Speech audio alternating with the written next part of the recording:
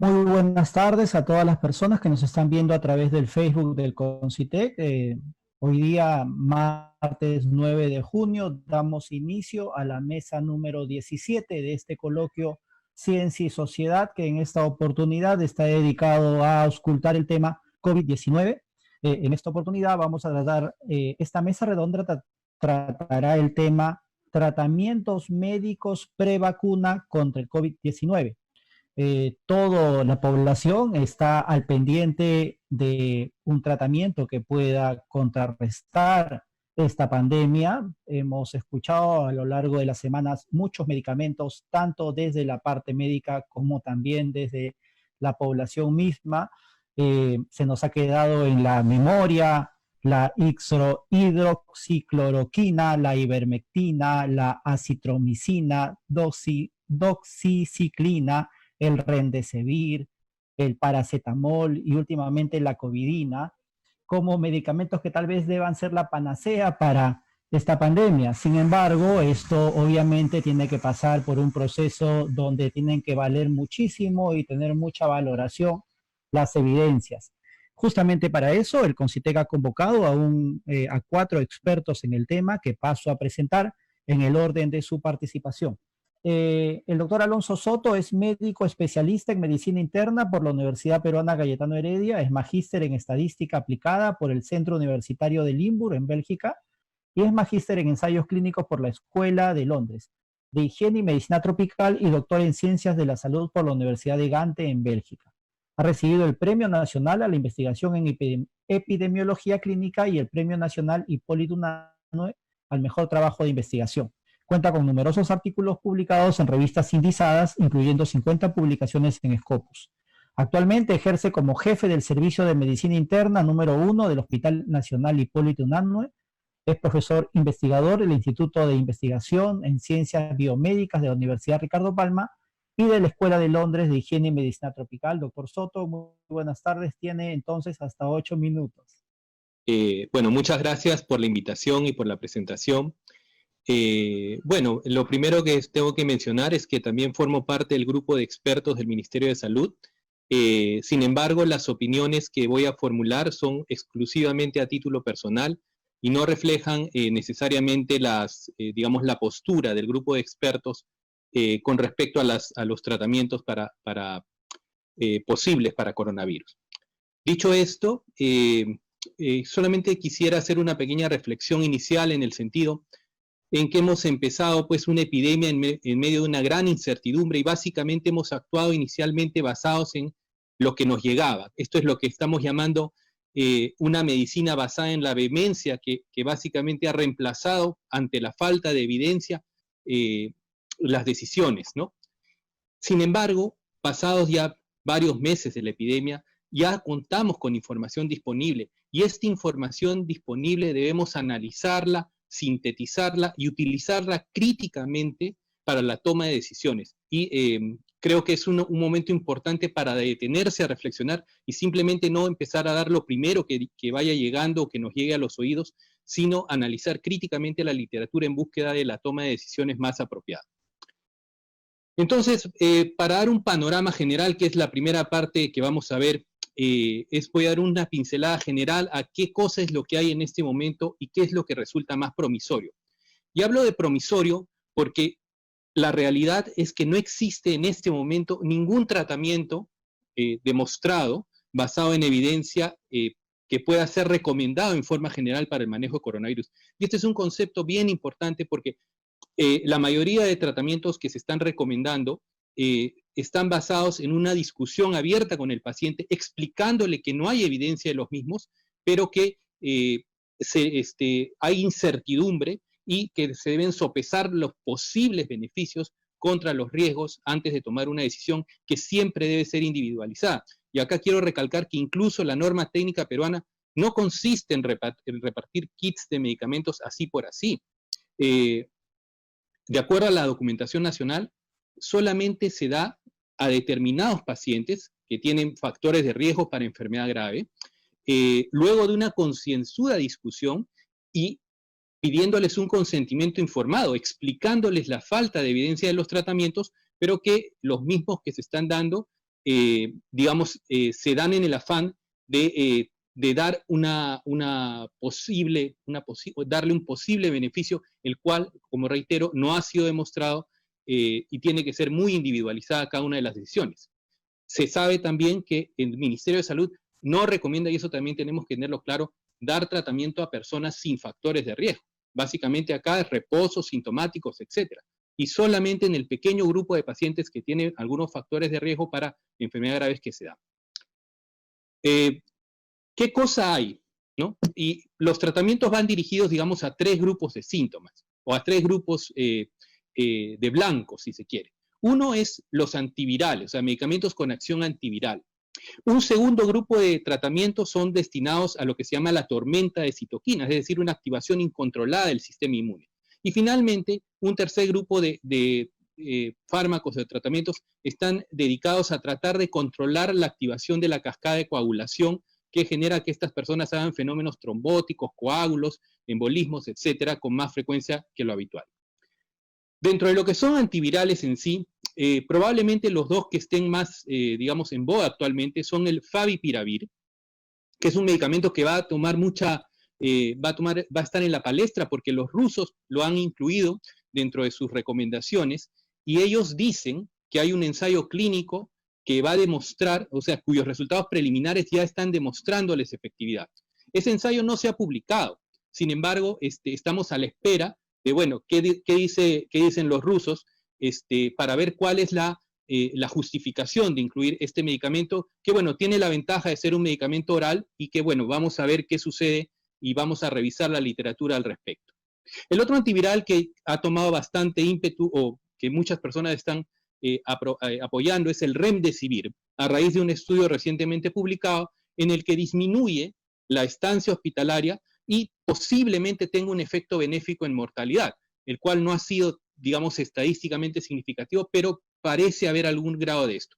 Esto en realidad todavía está por demostrar y faltaría tener más evidencia a partir de otros ensayos clínicos, como seguramente va a explicar Patti posteriormente.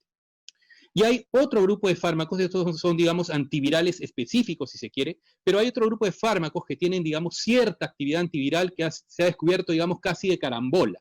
Y ahí están la hidroxicloroquina, la ivermectina, que tienen propiedades interesantes in vitro, pero que, digamos, los estudios in vivo muestran resultados controversiales, y no voy a ahondar en eso porque eso va a dedicarse un poco más, Adrián, a ahondar al respecto.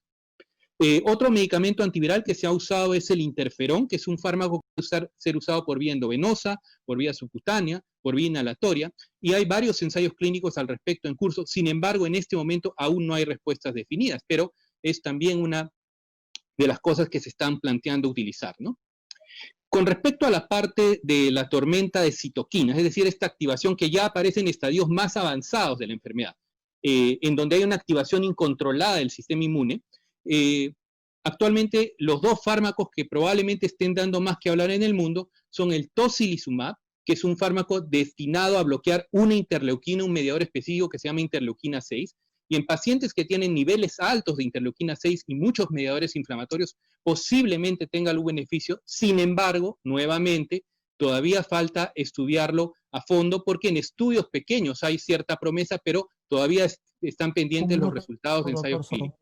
¿Sí? ¿Perdón? Un minuto, sí. Un minuto, ok.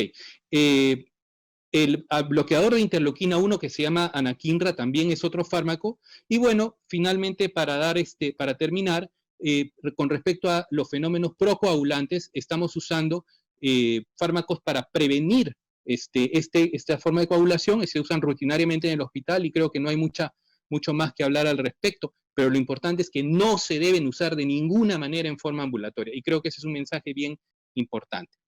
Entonces, redondeando un poco la idea, lamentablemente, hoy día, o sea, hoy, en este momento, no hay nada definido con respecto al tratamiento, pero hay varios fármacos que tienen efectos promisorios y que vale la pena seguir estudiando en ensayos clínicos. Y lo que sí está muy claro es que no debemos dar ni anticoagulantes orales, ni corticoides, ni antibioticoterapia empírica, y eso es un mensaje muy importante para la población. Y que en el paciente que tenga cuadros leves, sin factores de riesgo, tampoco debemos dar medicación alguna, por lo menos hasta este momento. Muchas gracias. Bien, muchas gracias, doctor Soto. Importantes declaraciones. Ahora vamos a pasar hacia nuestro segundo invitado. Él es el doctor Adrián Hernández, médico por la Universidad Nacional Mayor de San Marcos, magíster en epidemiología clínica, en enfermedades cardiovasculares y doctor en epidemiología clínica por la Universidad de Erasmus Rotterdam de Holanda. Su campo de especialización comprende la investigación de desenlaces en salud, síntesis de evidencia y metaanálisis de medicamentos y guías de práctica clínica. Cuenta con numerosos artículos publicados en revistas sintizadas en las áreas de enfermedades cardiovasculares, medicina perioperatoria y enfermedades infecciosas. Actualmente ejerce como profesor asociado en la Universidad de Connecticut de Estados Unidos y como investigador del Vicerrectorado de Investigación de la Universidad San Ignacio de Loyola. Doctor Hernández, buenas tardes, bienvenidos a esta mesa. Tiene hasta 8 minutos para su primera intervención. Hola, buenas tardes. Gracias por la invitación. Lo primero que debo decir es que estoy sorprendido por la forma como ha venido el Ministerio de Salud y de Salud manejando COVID-19 en Perú. Ha habido diferentes documentos en los cuales se ha decidido usar tratamientos que no tienen evidencia demostrada, como son hidroxicloroquina, como son acitromicina, ivermectina en particular. Y entiendo que se están utilizando también algunos otros medicamentos como tocilizumab, en particular en algunos hospitales y clínicas. Tal como mencionó el doctor Soto, existe información limitada o ausente en estos medicamentos. Me gustaría comentar acerca de la experiencia que he tenido recientemente con la evaluación formal en una revisión sistemática de hidroxicloroquina y cloroquina para el tratamiento y para la prevención o profilaxis de COVID-19. Este es un proyecto que iniciamos a fines de marzo de este año en la universidad, en la Universidad de Connecticut, con apoyo de una institución estadounidense que se llama AHRQ y el American College of Physicians. Y el resultado de esta investigación fue publicado recientemente en la revista Annals of Internal Medicine. Encontramos en este estudio que había información acerca de hidroxicloroquina y cloroquina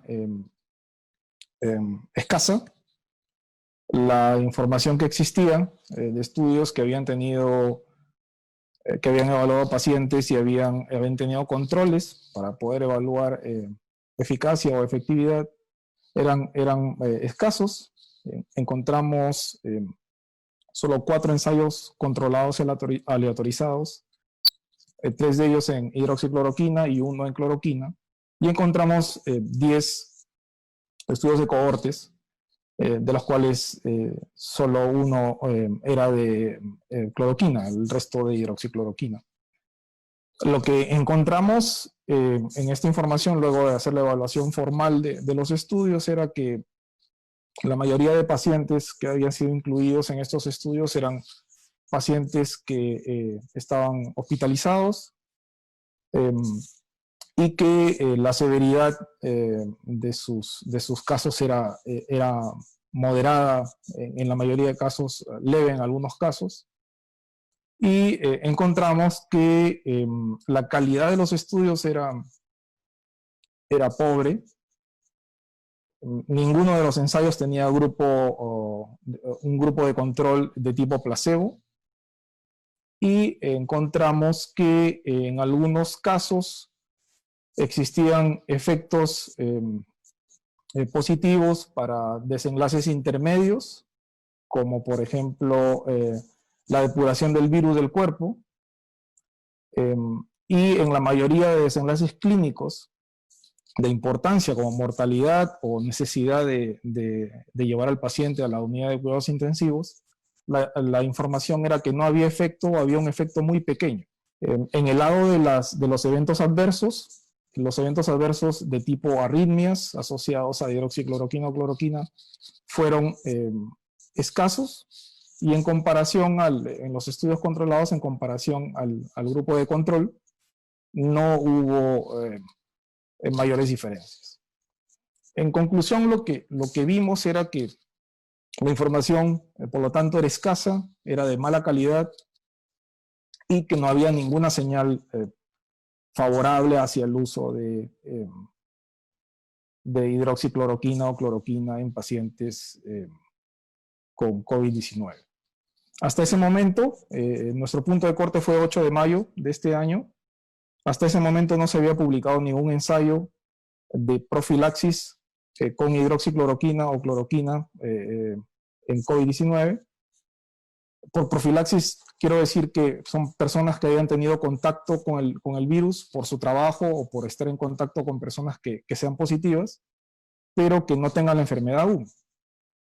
La semana pasada se publicó un ensayo, el primer ensayo, fue posterior al corte nuestro, y se evaluaron aproximadamente 820 pacientes, un estudio hecho en Estados Unidos y Canadá, y el estudio no demostró que el uso de hidroxicloroquina previniera el diagnóstico de COVID-19.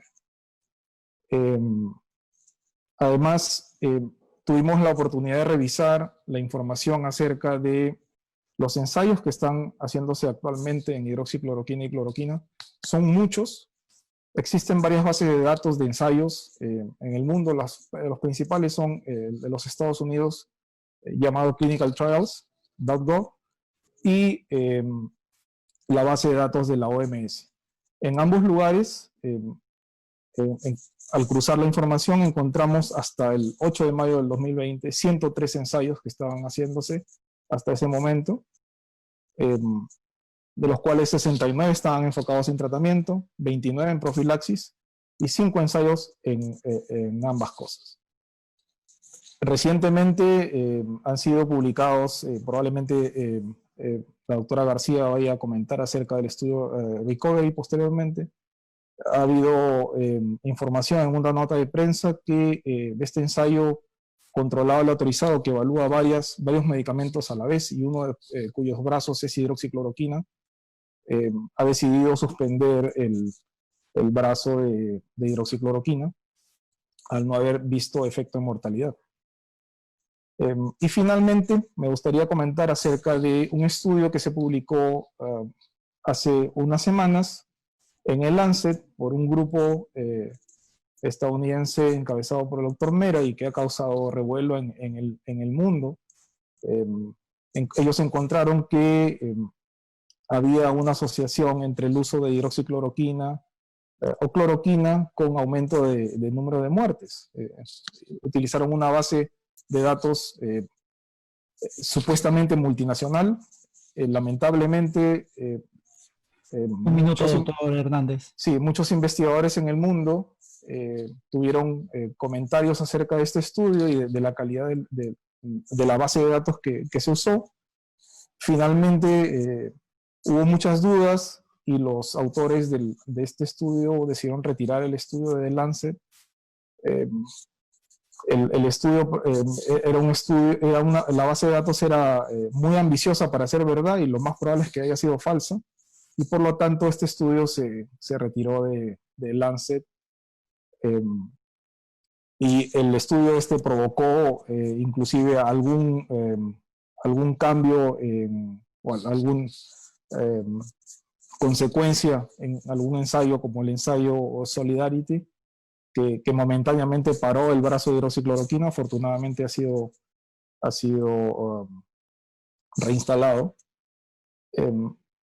En conclusión, podría comentar que no existe hasta este momento información de buena calidad que nos permita concluir que hidroxicloroquina o cloroquina puedan ser utilizadas en el tratamiento de personas con COVID, hospitalizadas o no hospitalizadas, y tampoco en el tratamiento, en la profilaxis de COVID-19.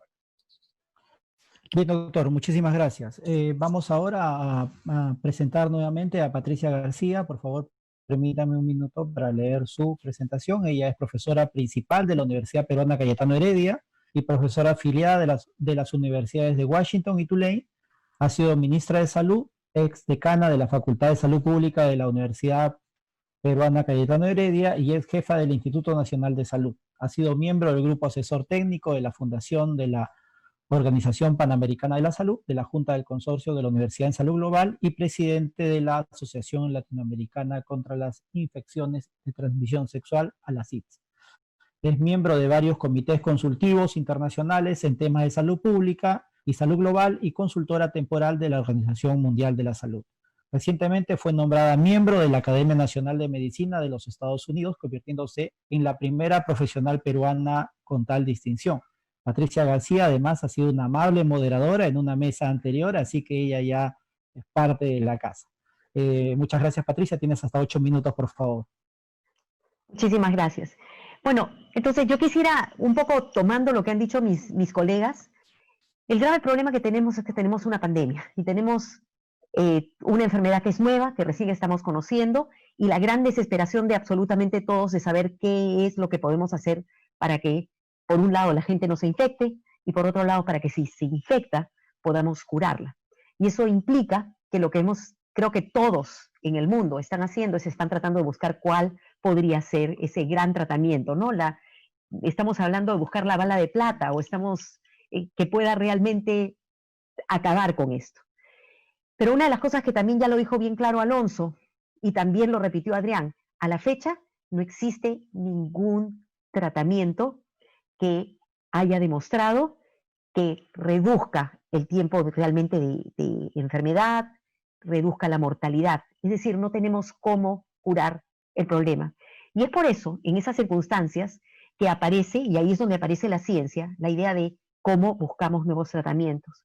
Para enfermedades como esta, en la que no tenemos mucho tiempo, lo que se hace es se buscan medicinas que ya existen y que se saben que son seguras, y se ve estos posibles candidatos si tienen alguna actividad en el área que a nosotros nos interesa, y nos interesa tener actividad contra los virus. Justamente, si uno entra a la página de la Organización Mundial de la Salud, y uno encuentra una lista muy grande de diferentes productos que se han ido viendo que in vitro tienen actividad antiviral. De esos, un grupo de expertos, muchos expertos en el mundo, han ido tomándolos y han ido viendo si algunos de estos, que como ya se han usado en humanos, sabemos que son seguros, y sabemos que en el laboratorio tienen actividad antiviral y tienen actividad antiviral contra este virus, si podrían en la vida real funcionar. Y para poder hacer eso es que se hacen los que se llaman los ensayos clínicos.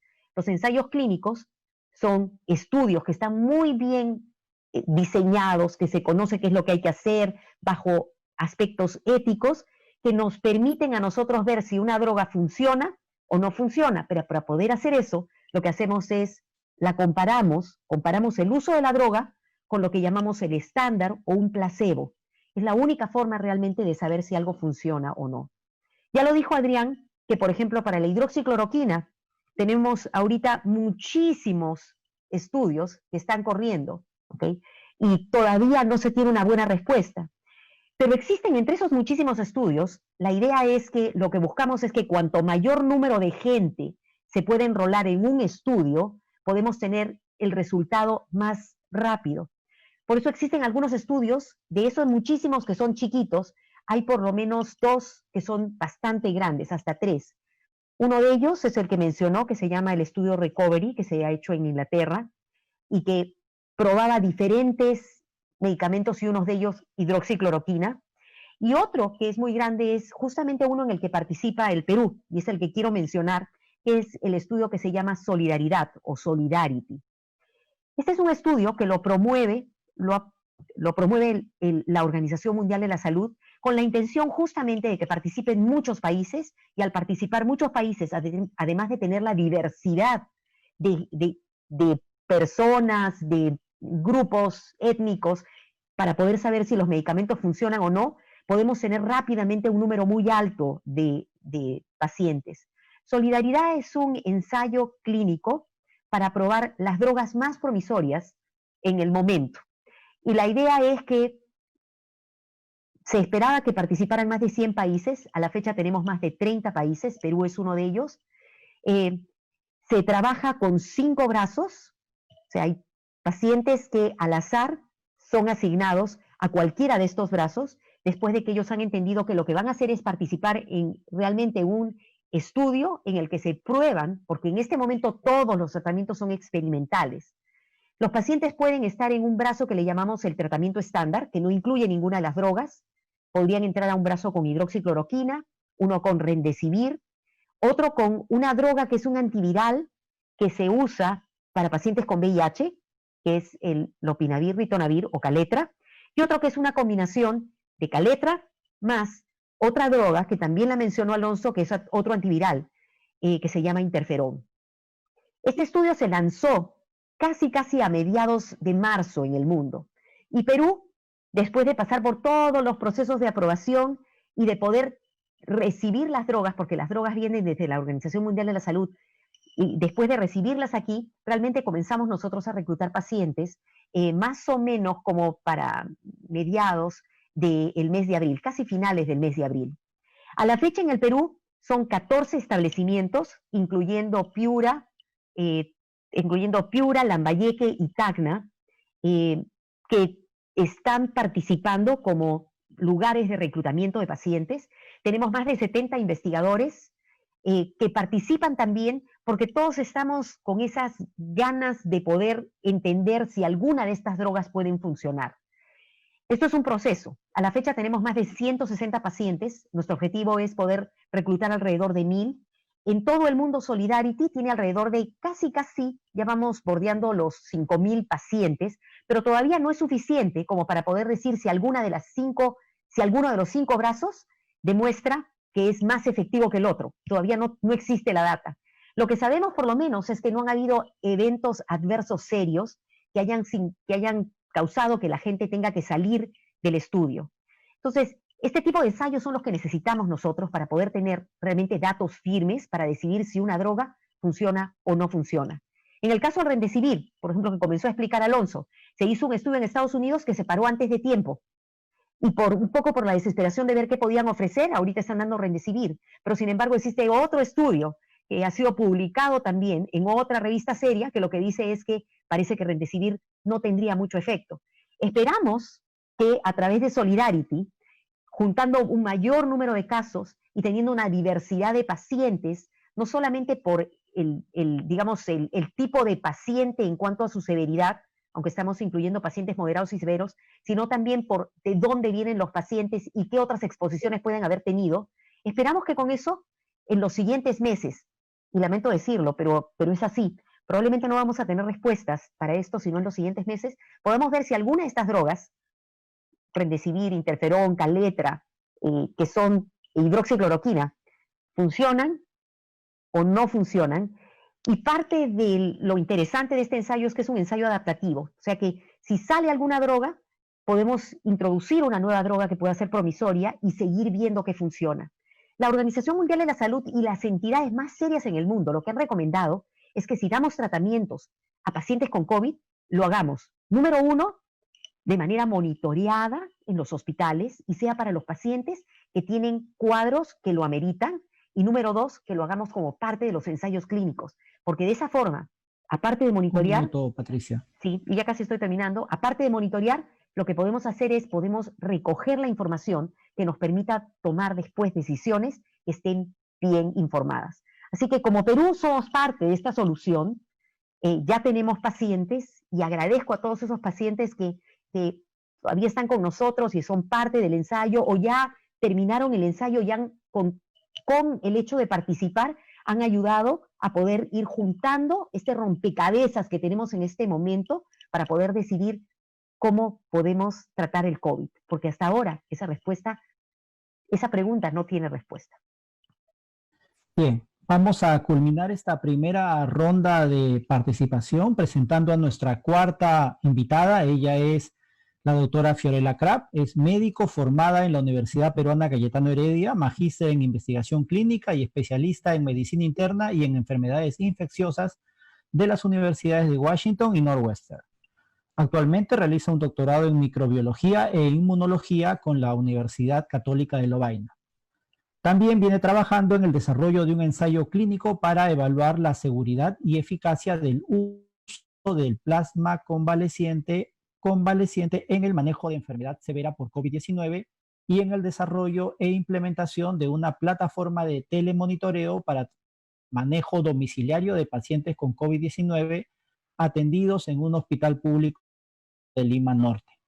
Docente de la Facultad de Medicina de la Universidad Peruana Cayetano Heredia e investigadora del Instituto de Medicina Tropical Alexander von Humboldt de la misma casa de estudios. Fiorella, tienes los siguientes 8 minutos. Bienvenida. Muchas gracias por la invitación y por la oportunidad de participar de esta mesa redonda. Como mencionó Neido, yo vengo trayendo un poco el tema de plasma convaleciente a esta mesa. Ya Alonso, Adrián y Patricia han mencionado los tratamientos farmacológicos y antivirales e inmunomoduladores que actualmente se están probando, pero quería introducir también la idea del plasma convaleciente. El plasma, brevemente, es un componente de la sangre en donde se encuentran concentrados proteínas. Una de estas proteínas son las inmunoglobulinas o anticuerpos. Cualquier persona puede tener múltiples tipos de anticuerpos, pero si ha tenido una enfermedad viral reciente, es muy probable que tenga altas concentraciones de anticuerpos específicos para esa infección reciente. Entonces, esta idea del concepto de utilizar un hemocomponente, sea sangre o una fracción de esta sangre que contenga estos anticuerpos, no es un concepto nuevo. En realidad se ha venido utilizando desde el siglo XIX para diversas enfermedades. La primera vez fue difteria, pero de ahí se ha utilizado para sarampión, múltiples enfermedades. Más recientemente, para las epidemias que se han dado por otros coronavirus, como el SARS-1 y el MERS. Entonces, como mencionaban los ponentes anteriores, el primer paso para siquiera pensar que un tratamiento podría ser promisorio es averiguar si existe la plausibilidad biológica. Y en este caso, sabemos que el plasma de una persona que ha sido infectada por un virus y que se ha recuperado podría contener anticuerpos, y estos anticuerpos podrían tener la capacidad de neutralizar al virus que estuvo en su cuerpo, y que estos anticuerpos pueden ser traspasados a través de una transfusión de la administración del plasma a otra persona que está sufriendo activamente la infección y podría, en ese caso, neutralizar al virus circulante en la persona receptora. Ese es el concepto. La plausibilidad biológica existe. ¿Qué sabemos en cuanto a si funciona o no en el ser humano, ¿no? Las experiencias previas en estas enfermedades que he mencionado, sobre todo del tipo de coronavirus, nos dan ciertos indicios. Sabemos que para SARS-1 y MERS se utilizaron y hubieron reportes de satisfactorios de alguna forma en donde se mencionaba alguna reducción de la mortalidad. Lamentablemente, la evidencia no es robusta porque no se pudieron realizar ensayos clínicos controlados en esos momentos. Primero porque obviamente estaban en una situación de epidemia, de brote, y es muy difícil, como todos los que están en esta mesa sabrán, realizar ensayos clínicos en esa situación. Y segundo, que a comparación de la pandemia actual, el número de casos para SARS-1 y MERS fueron mucho menores. Y la mortalidad fue mucho mayor, por lo tanto, el pool de posibles donantes era mucho más reducido que el que tenemos en la actualidad. Entonces, tenemos información limitada, pero hay ciertos indicios de que funcionó en ese momento. El otro punto a considerar es, no solo basta saber que tenemos plausibilidad biológica y que tenemos experiencias previas donde se ha visto cierta eficacia. Lo primero y lo más importante es saber que es seguro, que el principio de no causar daño lo podemos mantener mientras evaluamos si es que va a funcionar el tratamiento, ¿no? Y eso me lleva a hablar sobre qué sabemos de la seguridad de la transfusión o la administración de plasma para una persona. Felizmente tenemos cierta experiencia, el plasma se utiliza con otras indicaciones, se utiliza, por ejemplo, para personas que tienen problemas de coagulación, y sabemos que hay, como con cualquier otra transfusión, hay eventos adversos que pueden estar asociados a la transfusión. Pueden haber reacciones alérgicas, pueden haber hasta anafilaxis, pueden haber reacciones causadas por anticuerpos que están en ese plasma y que, por ejemplo, pueden causar daño pulmonar. Felizmente no son muy frecuentes, y lo que se tiene que evaluar es 100 pacientes que actualmente están luchando contra el SARS-CoV-2 o que tienen una enfermedad severa por COVID-19, la proporción o la tasa de estos eventos adversos puede verse elevada y por lo tanto podría no ser seguro, ¿no? Felizmente, en la actualidad, ya se ha comenzado a utilizar este tratamiento en varios países y como Patricia mencionaba, nosotros también hemos ido escuchando la experiencia de otros países que han pasado por esto unas semanas o meses previos y eso nos da cierta ventaja acá en Perú para enterarnos de algunas cosas que ya han ido pasando, ¿no? Entonces, dado que se contaba con una experiencia previa satisfactoria o indicios de que podía funcionar para otras enfermedades virales, es que en muchos países se ha comenzado a utilizar el plasma convaleciente dentro de distintos contextos. En la mayoría ha sido dentro de ensayos clínicos, porque todavía es un tratamiento experimental, no hay al momento nada que haya establecido que realmente funciona para el tratamiento de COVID-19. En otros países el uso es un poco más abierto dentro de un contexto de programas de uso extendido, uso humanitario, pero felizmente en la mayoría de los casos se están registrando los parámetros que se están evaluando y ya estamos comenzando a recibir información con respecto a los resultados. Y en ese sentido, inicialmente en el mes de abril y mayo comenzamos a tener primero solo series de casos en donde se reportaba la experiencia del plasma en 5 o 10 pacientes con resultados satisfactorios, donde se veía que la mayoría de esos pacientes mejoraban después de 2 o 3 días del uso de plasma, pero era información muy, muy, muy limitada. Al día de hoy, revisando la información, hay más de 80 ensayos clínicos actualmente evaluando el uso de plasma y esperamos tener mayor información sobre esos ensayos clínicos a la brevedad posible. Entonces, no tenemos todavía claro si es que funciona o no, pero hay un estudio con los primeros 5,000 pacientes que recibieron plasma en Estados Unidos que ha demostrado que al menos los eventos adversos serios relacionados al plasma se mantuvieron menos del 1% presentaron estos eventos adversos, lo cual es un resultado satisfactorio y promisorio para nosotros para pensar que podría ser un tratamiento a considerarse.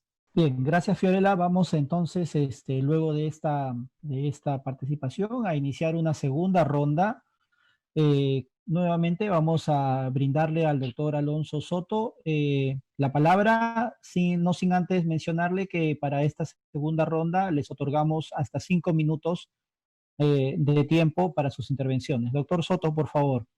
Bueno, en esta segunda parte yo quería un poco resaltar muchas veces cuando nosotros escuchamos hablar de tratamientos, nos llega un audio donde dice, mire, en España están haciendo esto, en Estados Unidos están haciendo esto, en Italia están haciendo esto, y nos llegan audios donde viene una persona y nos habla con su dejo tratando de masticar español, diciendo de las maravillas de los tratamientos que existen en otros lados, ¿no? Y yo creo que es importante no basarnos, porque a veces estamos entrando en medicina basada en audio. Si nos llega un audio WhatsApp y queremos dar eso, y eso evidentemente es un error. Entonces, creo que lo más serio es no solamente, bueno, nosotros analizar críticamente las cosas, hemos hecho una exposición y una presentación de lo que hay, pero también es muy importante ver cuáles son las recomendaciones basadas en evidencia a nivel de otros estamentos, a nivel de otros países, a nivel de otras organizaciones. Y yo quisiera un poco hablarles sobre lo que es, en estos pocos minutos, sobre lo que es, qué nos dicen en el mundo todas las personas que han evaluado los tratamientos, que han tenido ya la experiencia de haber pasado por esto, que ya tienen más meses que nosotros y ya tienen formuladas recomendaciones, tanto en base a la revisión crítica de la literatura como en la experiencia que ellos ya han tenido. Entonces, lo primero que yo quiero mencionar son las guías de la Organización Mundial de la Salud. La Organización Mundial de la Salud ha publicado ya guías con respecto a tratamiento, y esencialmente lo que menciona es que no existe ningún tratamiento que haya demostrado eficacia, y que todos los tratamientos deberían, en principio, darse en el contexto de ensayos clínicos. Es decir, no hay nada demostrado, pero lo promisorio que existe debería utilizarse en el contexto de ensayos clínicos. Y esa es la recomendación que esencialmente es recogida por la mayoría de centros internacionales o organizaciones o gobiernos. Por ejemplo, en Estados Unidos, las recomendaciones de la CDC, del National Institute of Health, de la Sociedad Infecciosa, de la Sociedad de Enfermedades Infecciosas, de la American Thoracic Society, todas también concuerdan en que esencialmente no existen tratamientos demostrados y que cualquier tratamiento debería basarse o debería estar en el contexto de ensayos clínicos o al menos en estudios de investigación prospectiva. Las guías probablemente más o mejor diseñadas actualmente, o una de las mejores diseñadas, son las guías australianas, que tienen actualización prácticamente en tiempo real. Y estas guías también, bueno, básicamente concluyen lo mismo, aunque en Australia, en la última revisión que ha sido hace pocos días, concluyen que podría utilizarse el remdesivir en pacientes hospitalizados a efectos de reducir la estancia. La Surviving Sepsis Campaign, que es también otra de las guías más importantes a nivel mundial y que tiene una actualización en junio, también recomienda que no hacer ninguna recomendación específica y solamente menciona que en pacientes que están entrando a cuadros respiratorios severos pueden utilizarse dosis de esteroides, dosis de corticoides relativamente bajas. Y lo mismo sucede con las guías canadienses, italianas y españolas, ¿no? A nivel latinoamericano, probablemente las guías brasileñas ha reunido a la Asociación de Intensivos, de infecciosas y de neumología, y también concluyen que no existe evidencia para recomendar ningún tratamiento.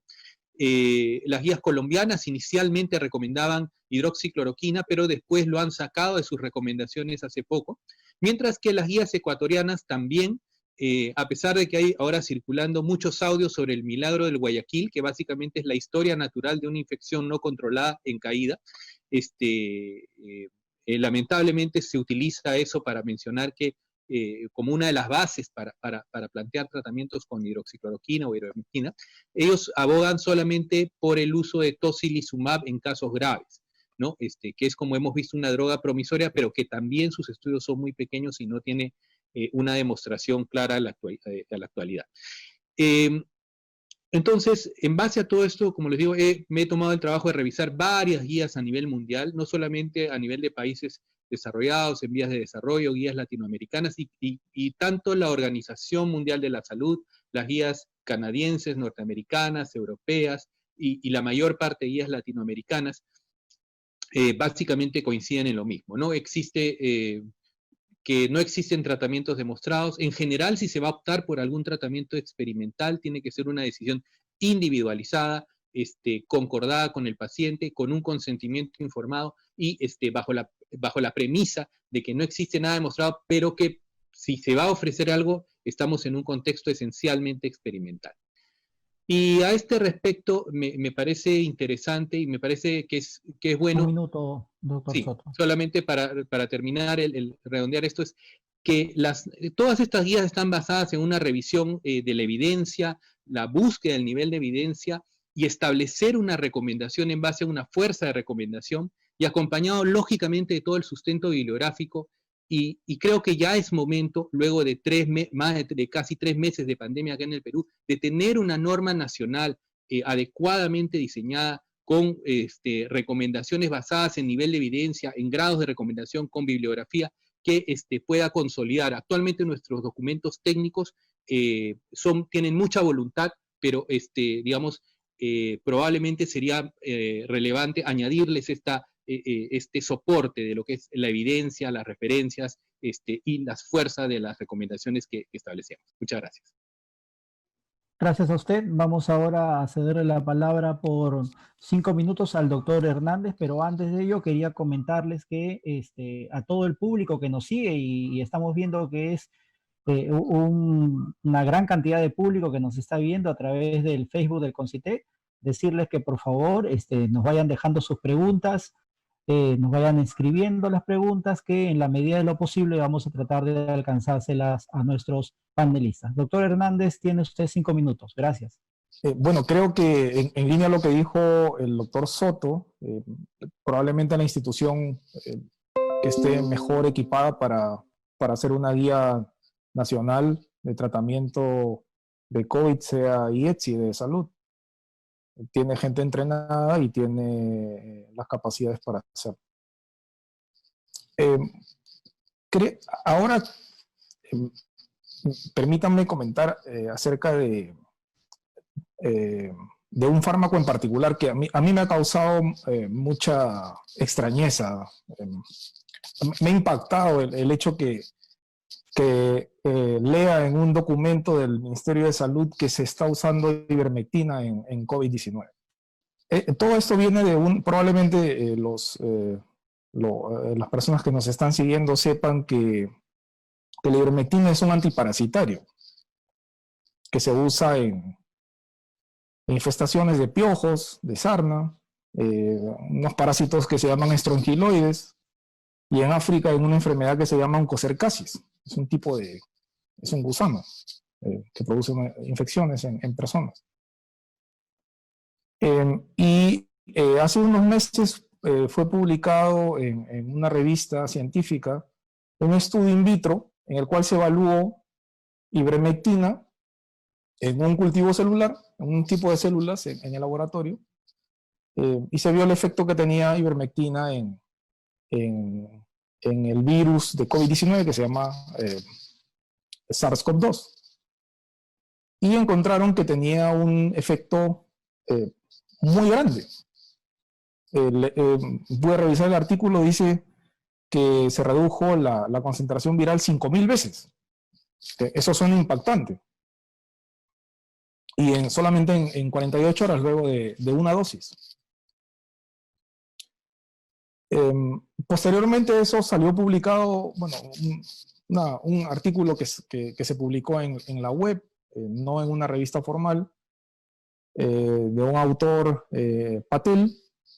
Posteriormente supimos que pertenecía al grupo de investigadores de aquel estudio que les comenté de hidroxicloroquina de Lancet, que fue retirado, y ellos utilizaron la misma base que usaron para el estudio de Lancet y encontraron que ivermectina en dosis no descritas, simplemente el hecho de recibir ivermectina, reducía la mortalidad en 80%.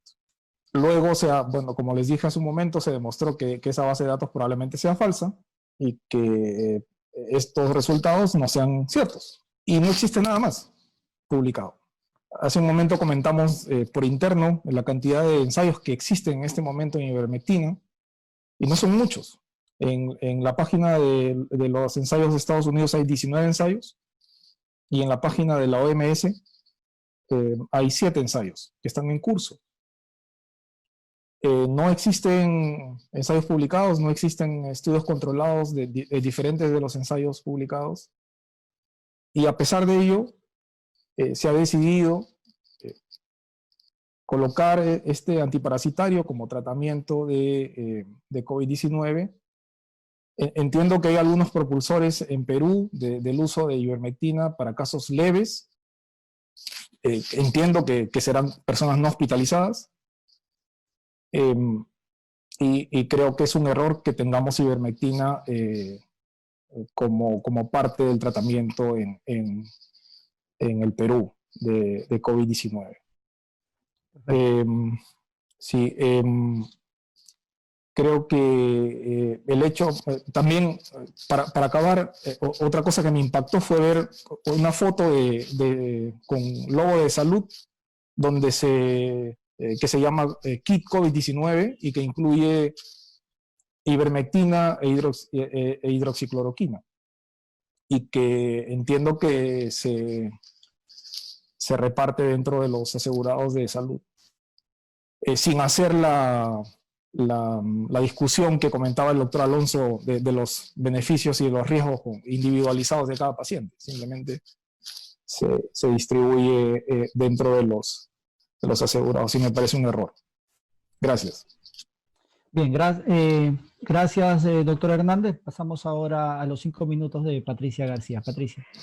Sí, yo quiero un poco entrar en esta discusión de qué está pasando en el Perú y cómo tratar de entender también esto. Y para los que nos están escuchando, que seguramente habrán algunos que son médicos, otros que son científicos, pero estoy segura que también tenemos gente de la población general, o sea, el ciudadano de pie que quiere aprender un poco más y que en esta cuarentena busca algunas cosas en que entretenerse, y de repente este webinar es una buena oportunidad, ¿no?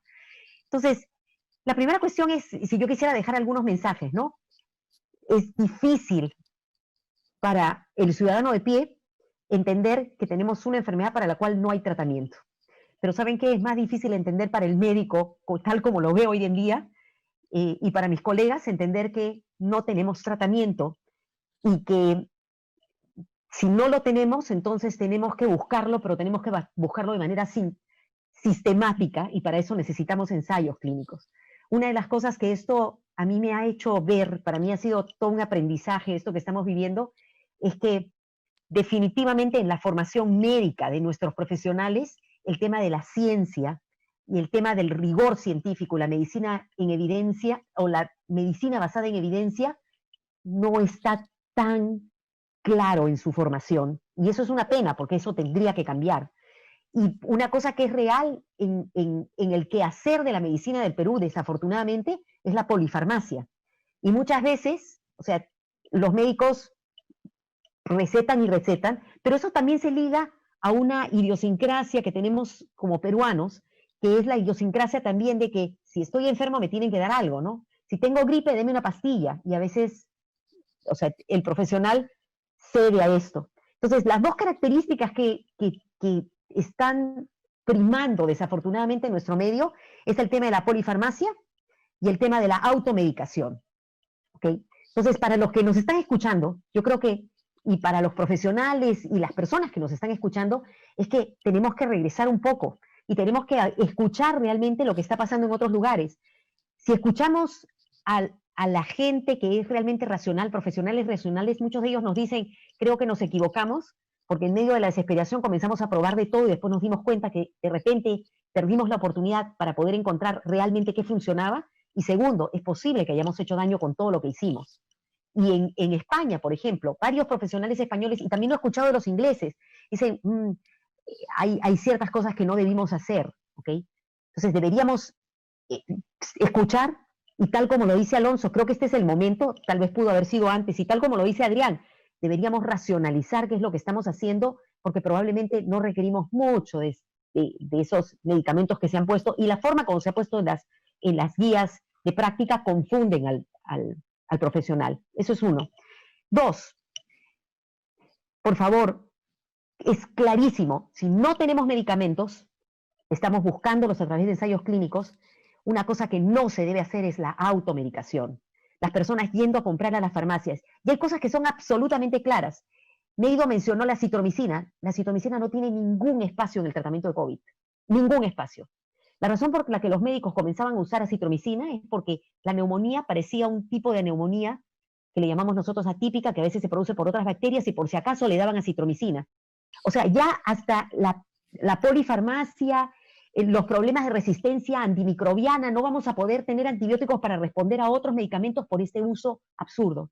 Por favor, no a la automedicación. También han habido actitudes irresponsables de algunas personas, que no puedo llamarlas ni siquiera profesionales, que en los medios han estado promoviendo hasta tener recetas en las que metían anticoagulantes, que los anticoagulantes tienen que usarse, tienen su función en pacientes muy graves bajo el monitoreo médico, pero recomendaban anticoagulantes para que la gente lo tome en su casa. Por favor, no vaya a tomar anticoagulantes. Eso puede ser la causa de muerte teniendo una infección muy leve por COVID. O recomendaban prednisona, y la prednisona, los esteroides lo que hacen es bajan la inmunidad, y en una persona que necesita su respuesta inmune para defenderse de los virus, eso puede ser también mortal. Entonces, en este país en el que tenemos polifarmacia, los médicos tenemos que comenzar a ser más racionales. El Estado tiene que remirar las cosas que ha hecho, y la población, nosotros, todos nosotros, debemos olvidarnos de la automedicación porque podemos hacer más daño. El 95% de los pacientes con COVID van a ir bien. A algunos les dolerá mucho la cabeza, tendrán fiebre, dolor de cuerpo. Lo que se necesita es lo que decía mi abuelita: descanso, agua y controlar la temperatura. Eso es lo que podemos hacer. Aquellos, ese 5% que desarrollan síntomas más severos, especialmente cuando comienzan a tener falta de aire, confusión, demasiado malestar, esas personas tienen que ir al hospital y el médico definirá qué tratamiento. Y muchas veces el tratamiento que mejor ayuda a que salgan adelante es la oxigenoterapia, que no vamos a entrar ahora porque hay problemas, se está viendo cómo se va a resolver, pero el oxígeno es un medicamento y es una forma de soportar y apoyar al paciente, y después algunas otras. Entonces, creo que para mí el mensaje más claro para dejar es: no tenemos aún tratamiento, sin embargo se está buscando a través de la ciencia. La gran mayoría no requiere tratamiento, lo que requiere es descanso, líquidos y control de temperatura, y si hay síntomas, hay que ir a buscar al médico y el médico decidirá.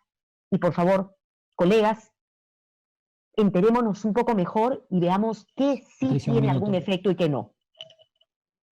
Bien, gracias Patricia. Vamos ahora a darle los siguientes 5 minutos a Fiorella. Fiorella, por favor, tu turno. Yo quería aprovechar estos minutos para hablar un poquito sobre la factibilidad de implementar un tratamiento como el plasma convaleciente en Perú. Se ha hablado mucho de los tratamientos, sobre todo de los tratamientos para prevenir que se generen en estas personas de alto riesgo, la enfermedad progrese. Lamentablemente aún no tenemos nada, como dice Patricia, Adrián, Alonso, demostrado, pero también se está buscando activamente tratamientos para esos pacientes que ya se han complicado y que no queremos que progresen a necesitar ventilación mecánica, estar en unidad de cuidados intensivos, sobre todo porque nuestra capacidad de respuesta a ese nivel es bastante limitada, ¿no? Entonces, otra vez trayendo a colación el plasma, este tratamiento podría ayudar a prevenir esa progresión. Se esperaría que si se da cuando vemos signos de descompensación podría ayudar, pero ¿qué tan factible es implementarlo en Perú? Un aspecto súper importante es quitar ese concepto que muchos tienen, familiares, amigos, me llaman y me dicen, ya se tiene lo del plasma porque he escuchado que tal tuvo la enfermedad y podría ser donante. Y no todos los que han tenido el COVID-19 pueden ser donantes, y eso es algo a tener en cuenta, ¿no? Les hablaba de estos anticuerpos neutralizantes que realmente se unen al virus y no deja que se replique. La cantidad con la que una persona produce estos anticuerpos todavía no se conoce bien. ¿Qué factores van a estar afectando con la cantidad de estos anticuerpos que uno puede producir? Lo que se ha visto hasta el momento es que mientras más severa la enfermedad, mayores niveles de anticuerpos neutralizantes vas a tener cuando te recuperes.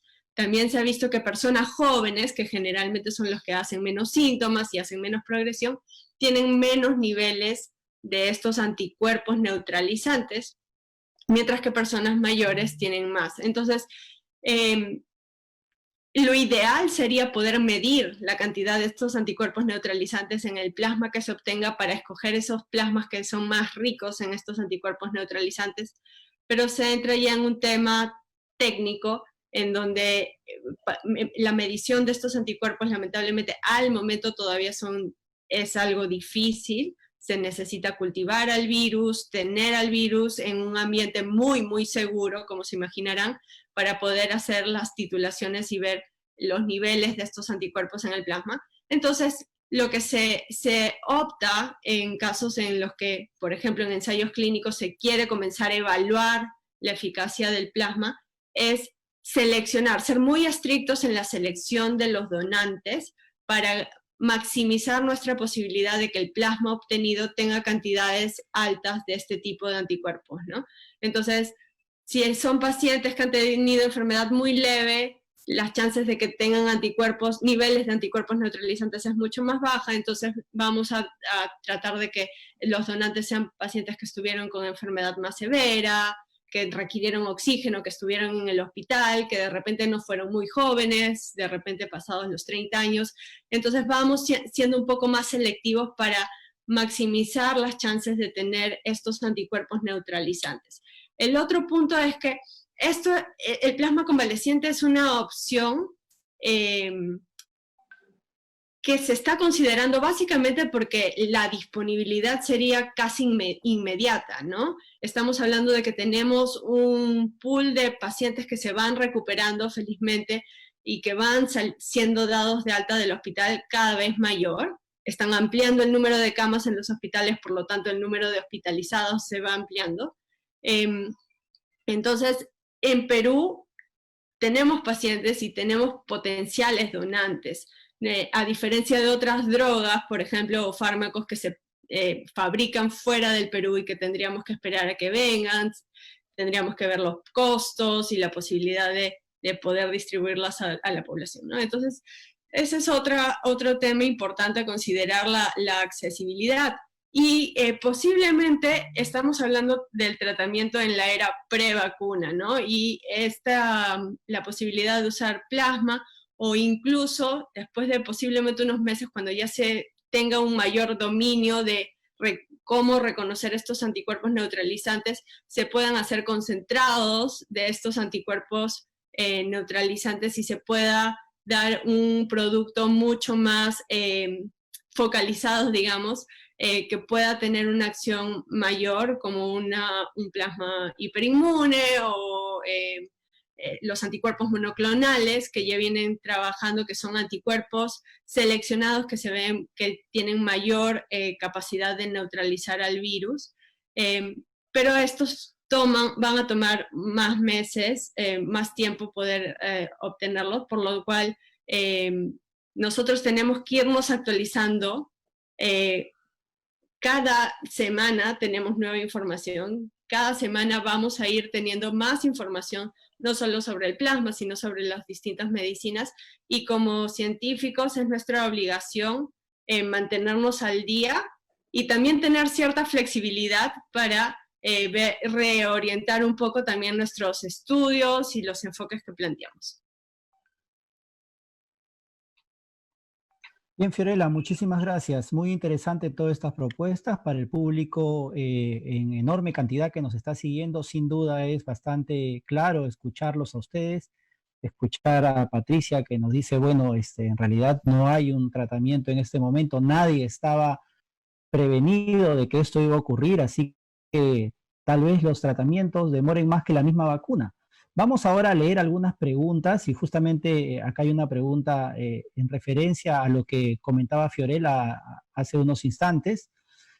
Dicen, ¿qué tan factible es darle plasma convaleciente a personas sanas como un tratamiento profiláctico, como una especie de vacuna temporal? Esto es a propósito de lo que declara lo declara Arturo Casadeval, profesor de inmunología de la Universidad Johns Hopkins.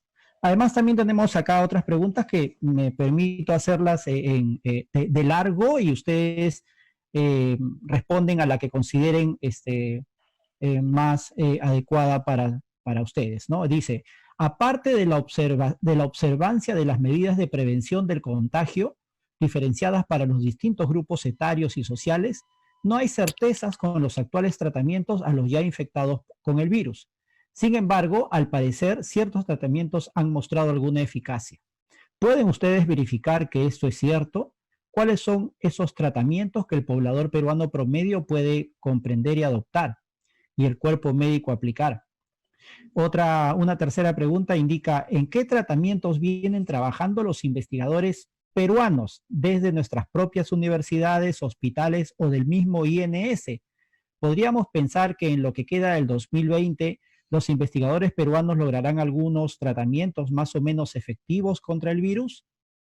Una cuarta pregunta indica, ¿cuán aplicables al Perú son las referencias internacionales sobre tratamientos pre-vacuna?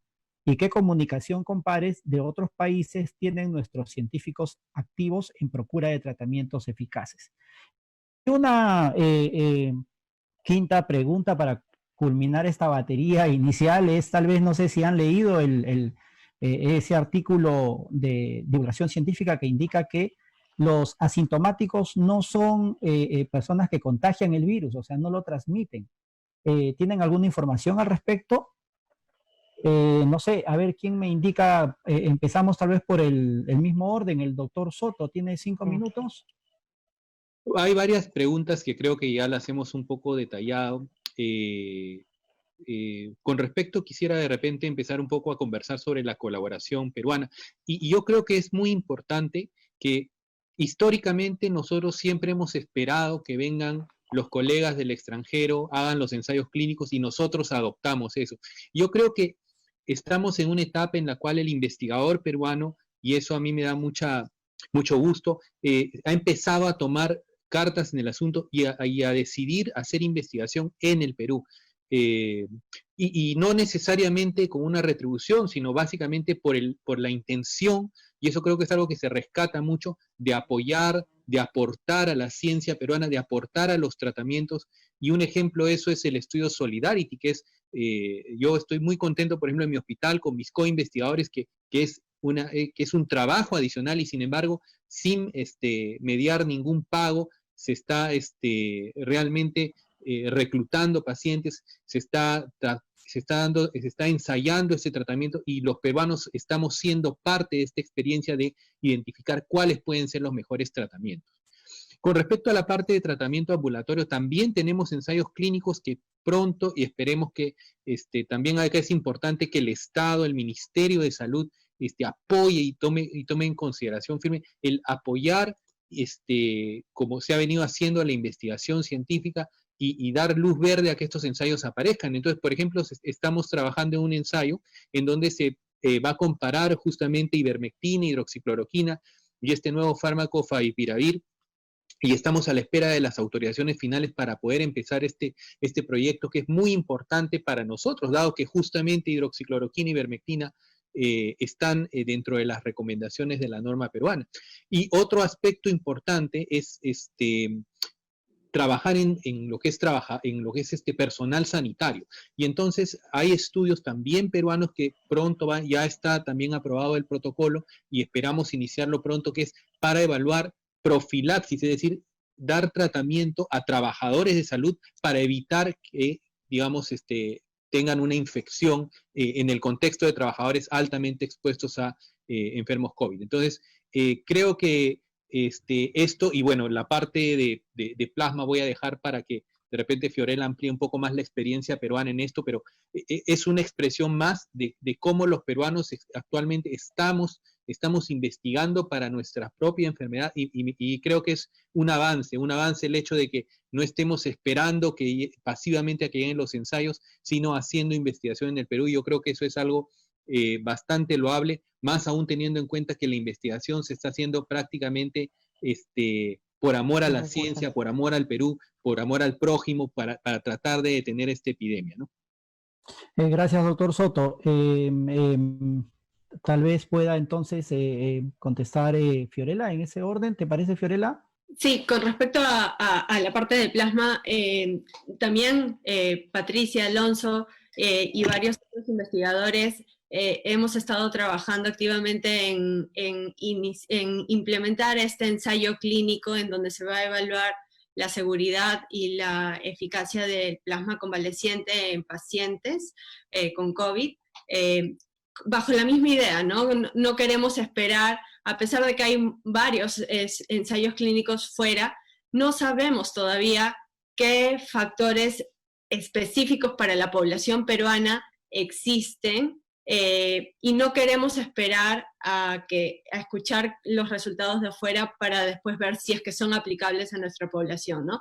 Entonces estamos haciendo muchos esfuerzos para poder comenzar este ensayo acá en Perú. Ya está también en los procesos de aprobación respectivos, pero va a ser sumamente importante evaluarlo en nuestra población, conocer cómo son las características de nuestros donantes y evaluar cómo va a funcionar en nuestros pacientes.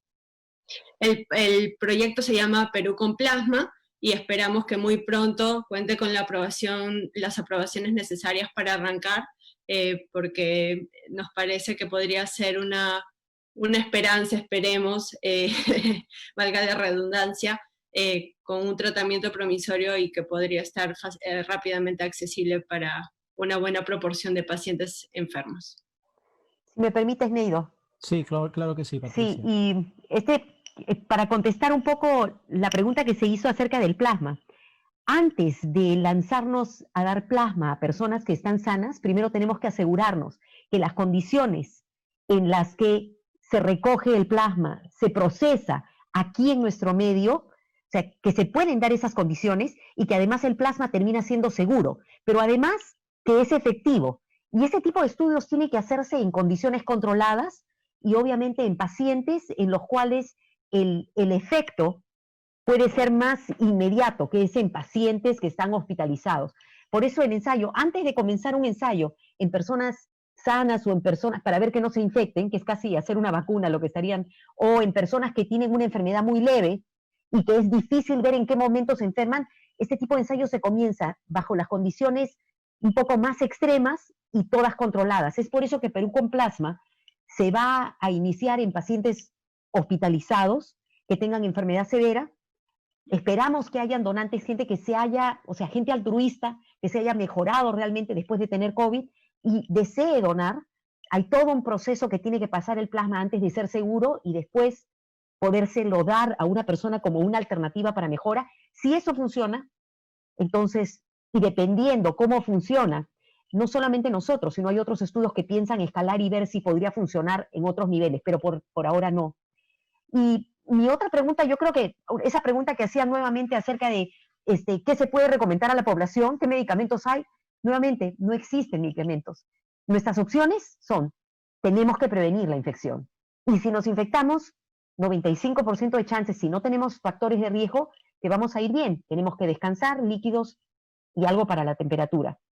Y si hay algún signo de alerta, que es fundamentalmente la falta de aire, al hospital y que el médico decida qué es lo que nos va a dar. Pero ya sabemos que la gran mayoría de medicamentos no funcionan, tal vez entrar a un ensayo clínico y que el médico decida qué otra alternativa. Y tú hiciste un comentario acerca de este artículo sobre los pacientes o las personas asintomáticas, ¿no? Nosotros sabemos, la gente que tiene síntomas bota virus, contagia. ¿Qué hay de la gente que no tiene síntomas?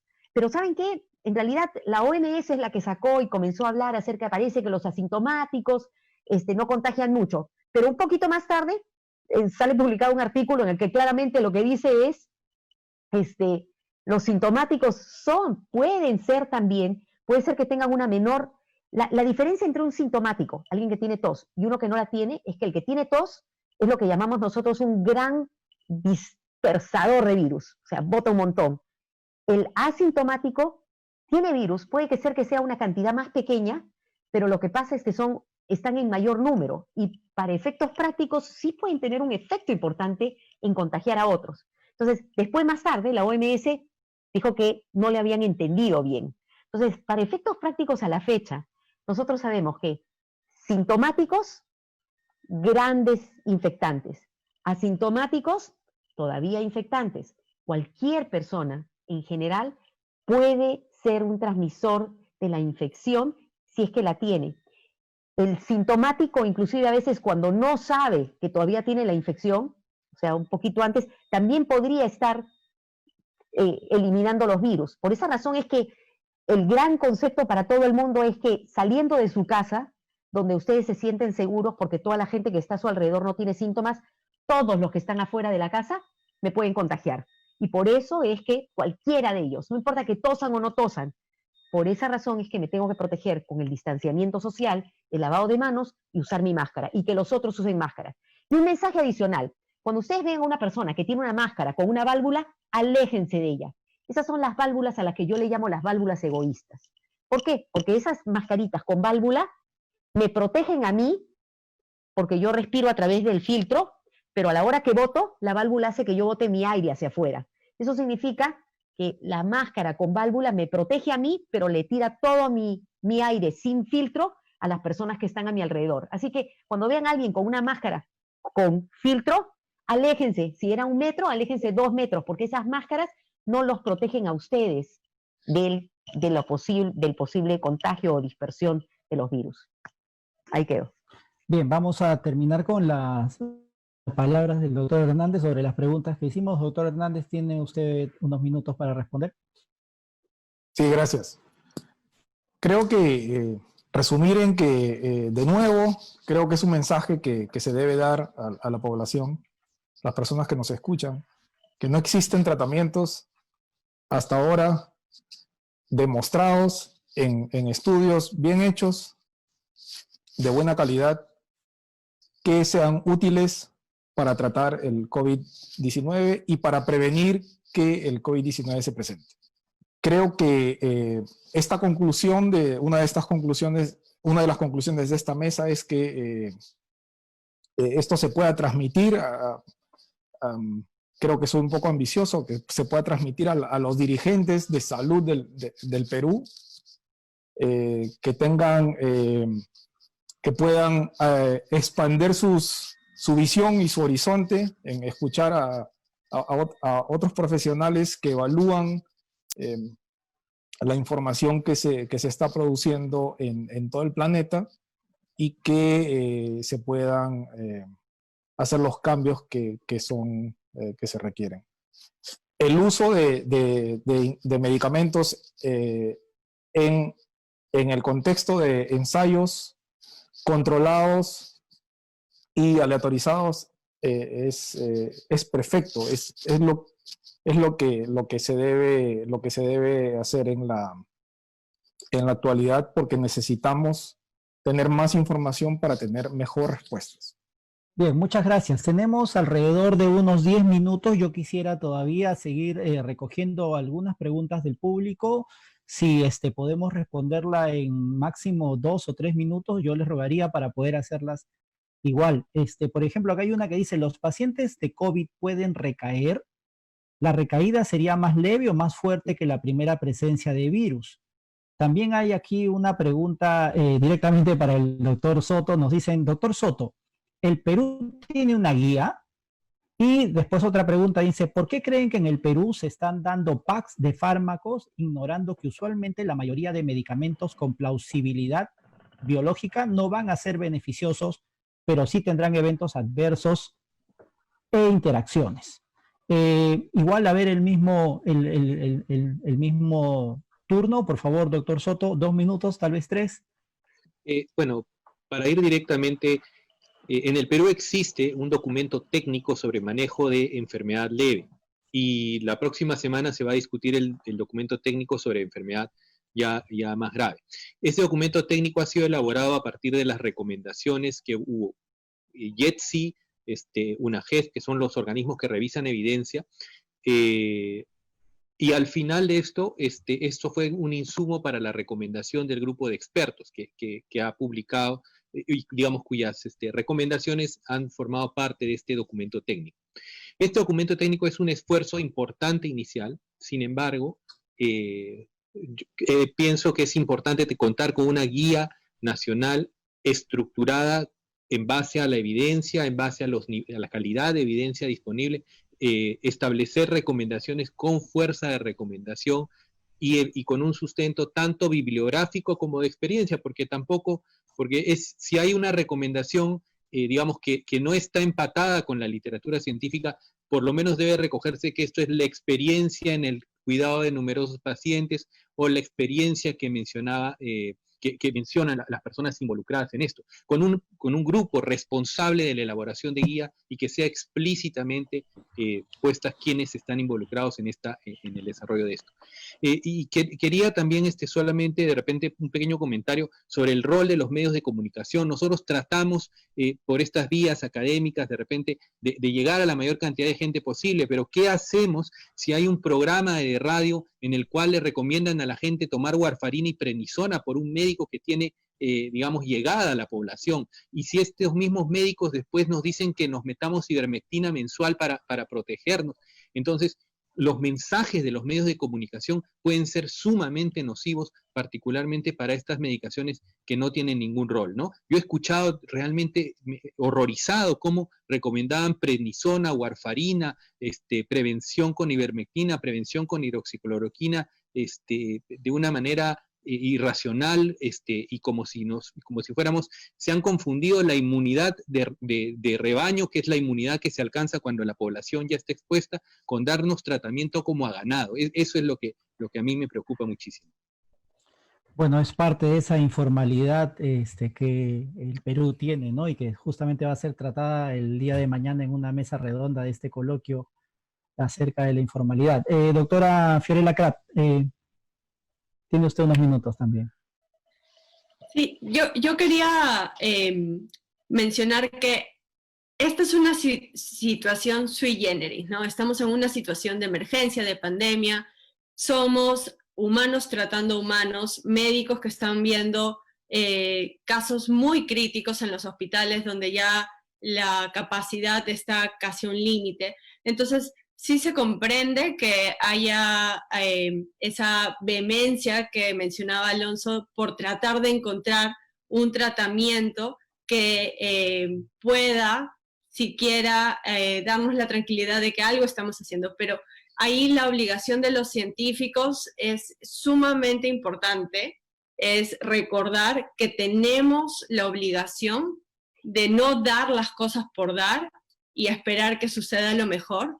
Nosotros tenemos la obligación de recabar información de manera estandarizada para al final probablemente salvar vidas, porque mientras más corto el tiempo en que tengamos la respuesta de si un tratamiento funciona o no funciona, nos va a permitir redireccionar nuestros esfuerzos en búsqueda de otros tratamientos que podrían ser mejores. Entonces, quiero recalcar que esa es la obligación de todos los que hacemos las ciencias en salud, en mantener nuestro ojo en si es que se están dando tratamientos ya, digamos, a nivel de opinión de expertos, aunque sea recabar información de manera estandarizada para poder dar esa información y poder soportar o ayudar a la toma de decisiones en las siguientes semanas, meses, que es tan necesaria en esta situación de crisis, ¿no? Bien, muchas gracias. Ahora, por favor, Patricia, ¿tienes también unos minutos? Sí, la verdad es que yo también me pregunto por qué se tomó la decisión de hacer paquetes de tratamiento, ¿okay? Y trato de entenderlo, y trato de entenderlo un poco en la lógica de la que hablaba Alonso, ¿no? Algunos, y he escuchado que por ahí dicen, no, es que tú eres una científica y eres una teórica y no estás delante de los pacientes, como que uno no hubiera visto pacientes y no conociera de qué se trata. O sea, es mi formación, soy infectóloga y claro que veo pacientes. O sea, lo que pasa es que ahora estoy tratando de manejar algunas cosas desde el punto de vista de los ensayos. El no hacer daño. Frente a esta polifarmacia que estamos viendo en la vehemencia, no sabemos qué estamos haciendo y tampoco queda un espacio como para poder trabajar inclusive los ensayos clínicos, porque lo vemos, para poder invitar a los pacientes a participar en los ensayos, se requiere que, por ejemplo, los pacientes no hayan estado en una medicina o en algún tratamiento. Y básicamente, con todo este desorden que estamos viviendo, la gran mayoría de gente, si no se la da el médico de la esquina, se la da el farmacéutico, si no se la da el bodeguero, y si no se la da su tía, y si no se la da la persona de la radio. y todo el mundo está en medio de todo este desorden. Entonces, mi gran llamado es para que tomemos aire ahora que estamos todavía, porque ya estamos dando la vuelta a la esquina en realidad, en este momento. Y ojalá que sigamos así si el comportamiento de la gente no ocasiona que volvamos a tener contagios. Yo creo que es el momento y para mí es música en los oídos escuchar a Alonso, en que el grupo de expertos del ministerio va a revisar las guías, que si bien dicen claramente que no hay evidencia para estos tratamientos, esa parte nadie las lee. Y si bien es cierto que dice que toda la información y todo paciente que reciba el tratamiento debería registrarse y el paciente debería firmar consentimiento y debería registrar la información, nada de eso ha sucedido. Entonces, creo que es importante que el grupo de expertos se siente, revise lo que está ahí y comencemos a actuar con un poco más de racionalidad, porque la racionalidad es la que nos va a permitir no cometer errores y al contrario, tener información para poder dar mejores respuestas. No es lo que estamos basándonos también en las grandes anécdotas. Dice, pero doctora, si yo tomé, yo me sentí bien. Otro que dice, no, pero si yo tenía 83 personas que sé que he contado que han tomado la ivermectina y están bien. Bueno, yo les podría contar de cuántos pacientes tenemos, ¿ok?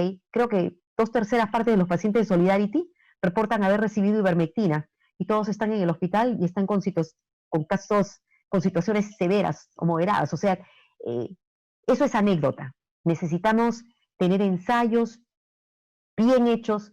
El Perú tiene las capacidades. Todos queremos tener buenas respuestas. Por favor, racionalicemos un poco y las personas no se automediquen. Y por favor, a los colegas, comencemos a organizarnos para poder hacer las cosas mejor. Todavía tenemos tiempo. Muy bien, Patricia, muchas gracias, doctor Hernández. Para culminar. Sí, quiero rescatar tres puntos. El primero es que los documentos técnicos del Ministerio de Salud no son suficientes y estoy plenamente de acuerdo con el doctor Alonso que esto tiene que ser traducido en una guía de práctica clínica formal siguiendo metodología internacional aceptada y que recoja toda la información en forma condensada. Lo segundo es que los médicos tenemos una máxima en latín que se llama primum non nocere, que significa primero no hacer daño, y por lo tanto esa máxima deberíamos tenerla siempre presente en mente antes de decidir dar un tratamiento que no tiene evidencia y que no ha demostrado efecto en determinadas enfermedades, como son muchos de los tratamientos en COVID-19. En particular quería resaltar el hecho que entiendo, me llega información de muchas fuentes, que existe un medicamento que se llama tocilizumab, que se usa con mucha frecuencia en los hospitales de salud y en las clínicas particulares. Y como hemos comentado previamente, es un medicamento que no tiene evidencia sólida de efecto en COVID-19, solamente anécdotas o series de casos, o me parece, o creo yo que fue mejor, o cosas de ese estilo. Si queremos ser serios, tocilizumab no ha demostrado ningún efecto y no se debería usar en pacientes. Y finalmente, me parece que no debería, la población debería seguir un liderazgo más fuerte del Ministerio de Salud, que entiendo y veo que no lo tiene en este momento, y por lo tanto debería, y adicionalmente no debería buscar su información en radios o en periódicos que muestran la información sesgada o anecdótica o de comentarios de vecinos o me dijeron, escuché. Son cosas que se podrían evitar si se tuviera un liderazgo más fuerte y se pusieran las cosas más claras para la población. Gracias. Bien, muchas gracias, doctor Hernández. Con sus palabras damos por finalizada esta mesa. No nos queda nada que agregar. Nuestros panelistas han sido bastante claros. El Perú no se esperaba esta pandemia, nos encuentra, por supuesto, no preparados, pero tengan por seguro de que nuestros científicos, nuestros investigadores, Nuestros médicos están en la primera línea de defensa, no solamente en acción, sino también en investigación para tratar de hacer frente a este COVID-19. Antes de terminar, por favor, quisiera yo invitarlos para el día de mañana que se va a tratar el tema la informalidad laboral en el Perú y los cambios post pandemia, que es la mesa número 18 de este ciclo del COVID-19 y que va a tener como integrantes a la doctora Eliana Chávez, al ingeniero Fernando Villarán y al señor Juan Infante como expositores. También permítanme agregar algunos anuncios dirigidos especialmente a la comunidad científica. Concitec ha puesto a disposición una serie de herramientas a propósito de la pandemia que vivimos. Entre ellas tenemos la biblioteca virtual, donde encontrará más de 6.000 publicaciones científicas sobre el COVID-19, el Observatorio de Oportunidades COVID-19, donde publicamos diversos llamados a concursos a nivel internacional para acceder a fondos de financiamiento para la investigación, el Observatorio CTI, el cual contiene una selección de documentos sobre gestión, programas, políticas y prospectiva tecnológica, así como otros principales observatorios dirigidos a la comunidad científica y tomadores de decisiones. Para más información, los invitamos a consultar la web de Concitec, ¿no?, que está siempre a su disposición. Bueno, con esto, nuevamente agradecer a nuestros panelistas, un muy especial agradecimiento a Patricia García, a Alonso Soto, a Fiorella Crab y a Adrián Hernández por haber dedicado estos momentos para llegar al público que está tan ávido de información. Muchísimas gracias, esto es todo por hoy. Hasta luego.